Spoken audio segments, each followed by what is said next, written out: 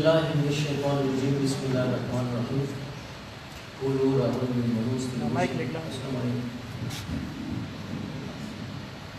مشرانو کشرانو وګورو کومې خبرې چې نن مونږ کول غواړو پکار خدا و چې دا د پښتنو مشرانو نن اویا کاله مخکې کړی دی شپېته کاله 50 کاله مخکې کړی دی خو د بل مرغه نن مونږ هغه خبرې اویا کاله پس کوو 50 یا شپېته کاله پس کوو د دې اویا 50 کالو څومره نقصان چې پښتون قوم ته ورسېدو وسایلو ته ورسېدو د بل وجود ته ورسېدو بل پیژندلو ته ورسېدو پښتونولۍ ته ورسېدو د پښتنو ترکیب ځا تړون ته ورسېدو هغه نقصان خو موږ واپس نشو راوستی خو نن هم وخت شته پښتون ژوندی دی پښتونولي ژوندی ده پښتانه خاوره ژوندی ده مونږه نن هم چې دی نو په خپله خاوره اوسو په خپلې پېژندګلو سره اوسو خو د بله مرغه نه مو په پېژندپاڼه کې په شناخت کارت کې پېژندګلو واضحه ده نه مو په خپله ژبه کې زده کړه شته دی نه مو دود دستور ته تحفظ شته دی تاسو ته پته نشته دی چې ډېر ادارو ته چې نن هم ننوځي نو د پښتون څادر چې دی نو دا منع دی هغه ورځ لرې نه ده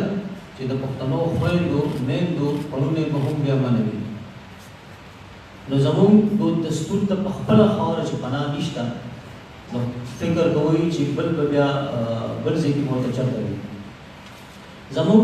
بچو ته د یونیفارم په نوم باندې د تعلیم په نوم باندې پردۍ جامه واغوستلی شوه موږ هم نشو کولی موږ دا نشو ویلی چې یاره د تعلیم سره د پردۍ جامې څه کار دی آیا دا یونیفارم زما خپله جامه نشي کېدی زما په خپله خاوره آیا د کمیس پرتوب نه زده کړه ښویږي موږ دا هم نشو کولی هغه ورځ خدای دې خیر کړي چې ما د ښکاري نږدې ده چې د یونیفارم په نوم به زموږ د لوڼو خویندو نه زموږ جامه کوزه شي او سکرټ به ور واچولی شي ځکه چې د تعلیم ژبه جامه ده د انګریزانو ژبه مو لاړه د انګریز شوه د تعلیم جامه مو لاړه د انګریز شوه دود دستور مو ورک شول موږ څه پاتې شو زموږ په وسایلو اغیار لکه دغه په شانتې مزې کوي که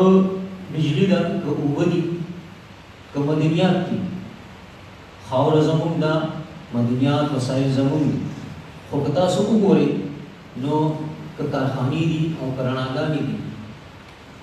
که مزې دي نو هغه په پنجاب کې دي ورونو اوس داسې وخت راغلی دی چې لازم ده چې موږ د دې لپاره په دې عام پښتانه چې دی دا راپاڅو ځکه چې که د سبسډي په نوم باندې موږ ته د واپډا یا بجلۍ څه میلاویږي نو هغه سیاستدانان واخلي یا بیروکراسي واخلي عام پښتون ته د هغې هېڅ فایده نشته دی موږ ته که څه فایده راکول غواړي نو پکار دا ده چې د دغې سبسډي په طور موږ ته چې دی زموږ تعلیم مفت شي زموږ چې دی نو په بجلۍ کې چې دی موږ ته هغه اساني راکړی شي چې زموږ کارخانې دلته آبادي شي هېڅ هغه سوچ نشته دی زموږ د بیل پېژندلو خو دغه دی هغه ورکېږي زموږ وجنه روانه ده او زموږ په وجنه کې چې کوم کس ککړ وي هغه د دی هیرو دی د دې هیروګان دي هغه نو وخت دی چې موږ په ښکاره د خلکو ته ووایو چې زموږ بنیادي حقوق ومنئ زموږ بنیادي حقوق راکړئ که چېرته تاسو زموږ بنیادي حقوق نه راکوئ نو ستاسو خپله لار زموږ په خپله خاوره په خپله مرضۍ اوسېدو ته تیار یو او خوشحاله یو په دې خبرو غواړو چې نن چې د راغلي ملګري خبرې وکړي. موضوع ډېره مشکله ده. دا نوم چې خلک واوري چې د حقوق یا ازادي نخبې به راپېدو شي، خو زما په خیال چې د حق خبره دا هېڅ ګران کار نه دی او دا عیني خبرې دي چې کومې مونږ کوو، دې کې څه د یاري نشته دی. ښه د زړه د خلاصه په دې خبرې کول پکار دي چې خبرې پې وشي. که زه غلط یم پکار دی چې هم را واضح شي. که چېرته مونږ د یاري د لاسه یا څه بل څه وجې نه چپ یو چې هم راښکاره شي، نو خپله رایه راکړئ، خپل چې دی نو خپل زړه پې راښکاره کړئ، خپل سوچ راښکاره کړئ. د یاري هېڅ نشته دی. که څه یاره وي نو هغه ډاکټر خان تحریک ته ده، انشاءالله چې هېڅ به نه وي که ښه وي. الله مو خان